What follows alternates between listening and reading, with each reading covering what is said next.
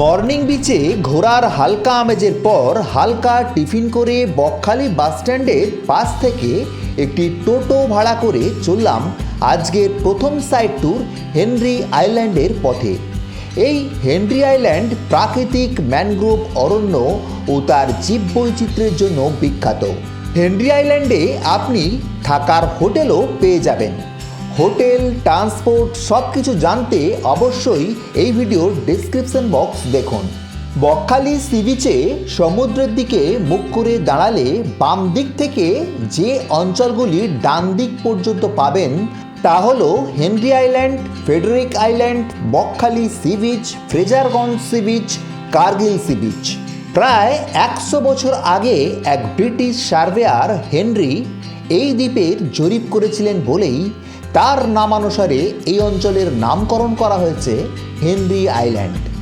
এই Henry island মৎস্য চাষের জন্য বিখ্যাত হলেও শীতকালে এখানে প্রচুর পরিযায়ী পাখির সমাবেশ হয়, যা পক্ষীপ্রেমীদের প্রধান আকর্ষণ।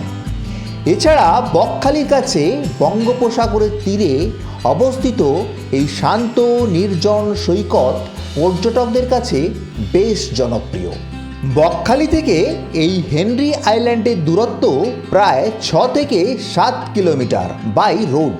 আর এখন কথা বলতে বলতে ছোট ছোট জনবসতি, সবুজ অরণ্য প্রকৃতি, মাছ চাষের ভেড়ি, লবণাক্ত খাড়ি পার হয়ে পৌঁছাতে চলেছি হেনরি আইল্যান্ডের এন্ট্রি পয়েন্টে। তবে হেনরি আইল্যান্ডে প্রবেশের জন্য এন্ট্রি ফি দেওয়ার প্রয়োজন হয়। বকখালি থেকে হেনরি আইল্যান্ড পর্যন্ত রাস্তা বেশ ভালো এবং দারুণ সবুজে পরিপূর্ণ। আইল্যান্ডের নিকট পৌঁছালে মৎস্য দপ্তরের অফিস, কটেজ, লজ চোখে পড়ে। তবে চারা মাছ চাষের জন্য অনেক ভেড়ি বা জলাশয় দেখতে পাবেন। তবে এখানকার সমুদ্র সৈকত কিন্তু স্নানযোগ্য নয়। এই ঢালাই রাস্তা সোজা চলে গেছে একদম সমুদ্র বেলাভূমি পর্যন্ত। আর বেশ কিছু সময় আগে থেকেই আমাদের দুই পাশে বদল হয়েছে গাছপালার প্রকৃতির, যা সূচনা করেছে আমাদের গন্তব্য আগত হেনরি আইল্যান্ডের।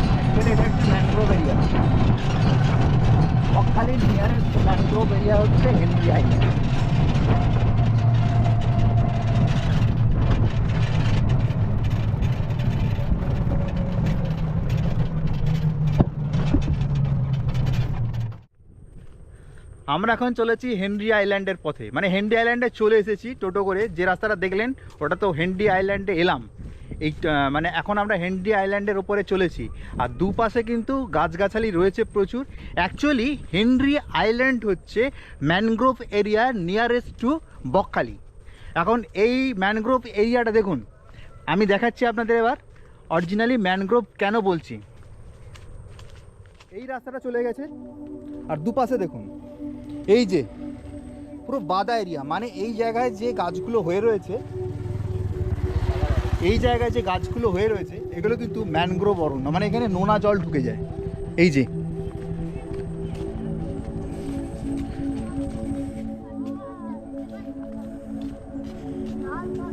এই যে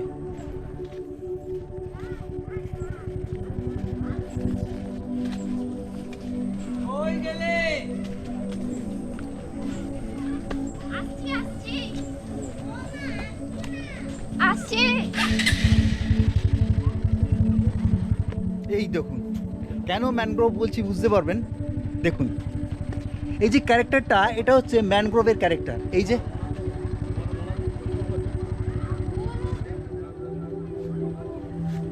এটা ম্যানগ্রোভ অরণ্য। আর এই হেনরি আইল্যান্ড আগেও বললাম নিয়ারেস্ট টু বকখালি।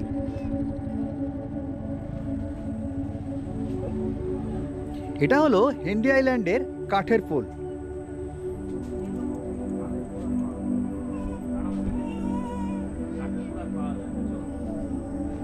চলুন এবার, স্বপন আগেই বেরিয়ে গেছে, আমরা এখন এই কাঠের পোল বা কাঠের ব্রিজের উপর দিয়ে যাই। দেখুন জলা জায়গা, এখানে একটা ছোট নালা রয়েছে। অ্যাকচুয়ালি এগুলো নালা নয়, এগুলো হচ্ছে খাড়ি। এগুলো হচ্ছে খাড়ি এরিয়া।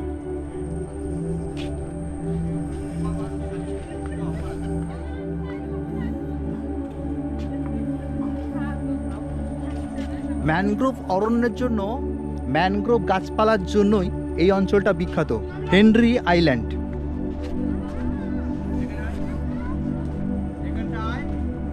এর স্পেসিফিকেশানটাই হচ্ছে এই জন্য ম্যানগ্রোভ এরিয়া, লবণাক্ত মাটি, প্রচুর খাড়ি, নোনা জলের আধিক্য, আর সব নিয়ে হচ্ছে হেনরি আইল্যান্ড। আর দেখুন পুরো এরিয়াটা দেখুন,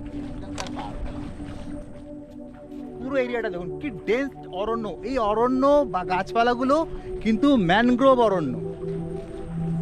দেখুন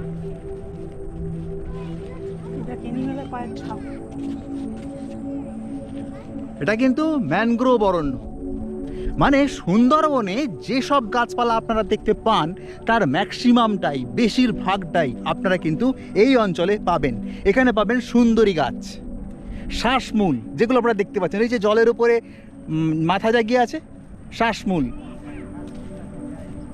যে শ্বাসমূলের মাধ্যমে গাছ তার শ্বাস প্রশ্বাস চালাতে পারে যখন নোনা জলের আধিক্য প্রচুর থাকে, ডুবে থাকে, প্রচুর প্রচুর রয়েছে। দেখুন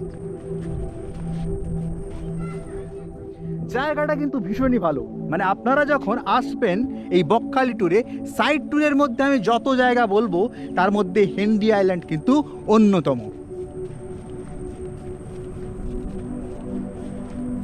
হেনরি আইল্যান্ড আপনারা কিন্তু বিচ দিয়ে হেঁটেও আসতে পারেন।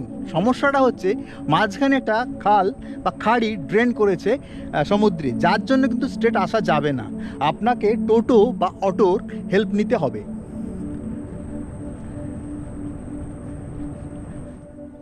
আর এই সুড়ি পথ সোজা গিয়ে নামছে একদম সমুদ্রে। এই জায়গাটার পিকচারটা আমার অসাধারণ লাগলো। দেখুন কত সুন্দর একটা জায়গা।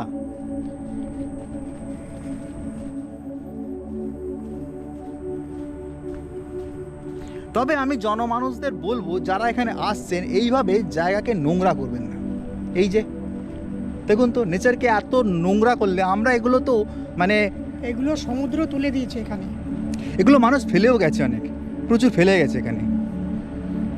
এই যে বোতল,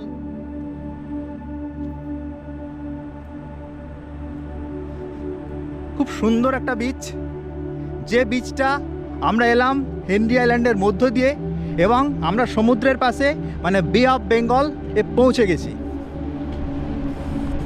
আর এখানকার বালুচরটা দেখুন, এখানে বালুচরের মধ্যে প্রচুর মৃত্তিকা আছে। মানে এটাই হচ্ছে সেই লবণাক্ত মৃত্তিকা যার ওপরে এই ম্যানগ্রোভ অরণ্যটা তৈরি হয়েছে। এখানে একটা বিশেষত্ব দেখুন, এই যে মৃত্তিকা সেটা কিন্তু একদম সমুদ্রের সঙ্গে লাগোয়া, আর অরণ্য একদম সমুদ্রের সঙ্গে অ্যাটাচড, সমুদ্রের সঙ্গে অ্যাটাচ। স্পেসিফিক একদম, এটা কোনো সময় ছিল একটা কোনো কনস্ট্রাকশন যেটা ভেঙে গেছে। আর এখানকার একটা স্পেসিফিকেশন দেখুন, এখানে কিন্তু একদম সমুদ্র জলের মধ্যে নেমে গেছে, ঠিক যেন সুন্দরবন।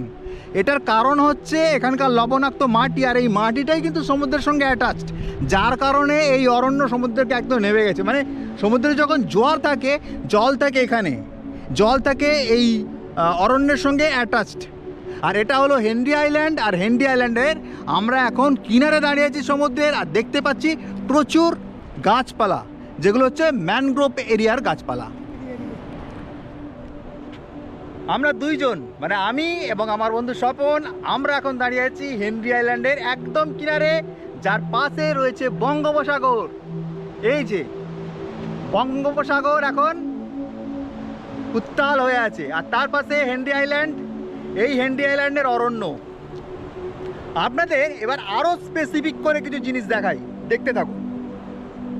দেখুন সমুদ্রের কিনারে মানে ম্যানগ্রোভ এরিয়াতে আর একটা জিনিস দেখা যায়, সেটা হচ্ছে ঠেসমূল। এখানে প্রচুর গাছের কিন্তু ঠেসমূল দেখতে পাবেন, যেটা ঠেসমূলের মাধ্যমে লবণাক্ত নরম মাটির মধ্যেও গাছ নিজেকে খাড়াভাবে রাখতে পারে। সেটা হচ্ছে এই ঠেসমূলের কারণে, যেটা এখন দেখতে পাচ্ছেন আপনারা। এই গাছটা কাটা হয়ে গেছে, বাট ঠেসমূলগুলো বর্তমান, আর অনেক গাছের কিন্তু ঠেসমূল দেখতে পাবেন এখানে। এখানে ম্যানগ্রোভ এরিয়ার গাছের মধ্যে সুন্দরী গাছ প্রচুর রয়েছে।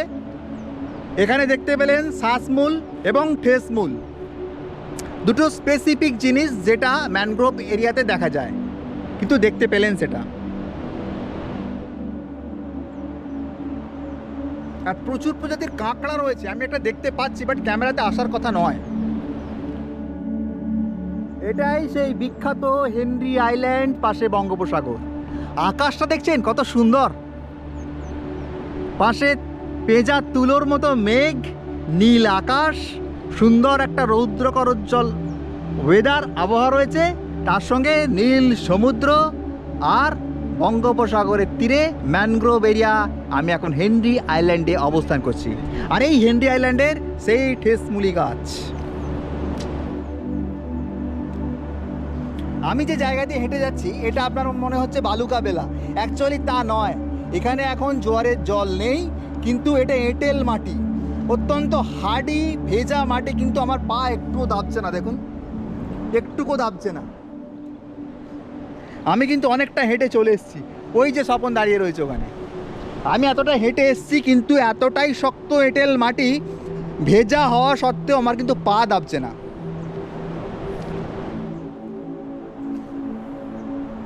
এটাই সেই গাছপালা।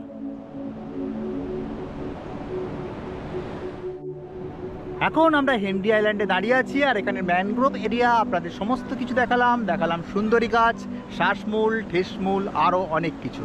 এখানকার নীল সমুদ্র, নীল আকাশ, সব কিছু দেখালাম। এবং এটাও দেখালাম যে এখানে যে মাটি রয়েছে, যেটা বিচের মাটি, সেটা কিন্তু বালুকা বেলা নয়, এখানটা হচ্ছে এঁটেল মাটি, কিন্তু এতটাই শক্ত হার্ড এঁটেল মাটি যেখানে পা ভেজা সত্ত্বেও দাবিয়ে যায় না। তো এত কিছু দেখানোর পর চলুন এবার ফেরা যাক হেনরি আইল্যান্ড থেকে।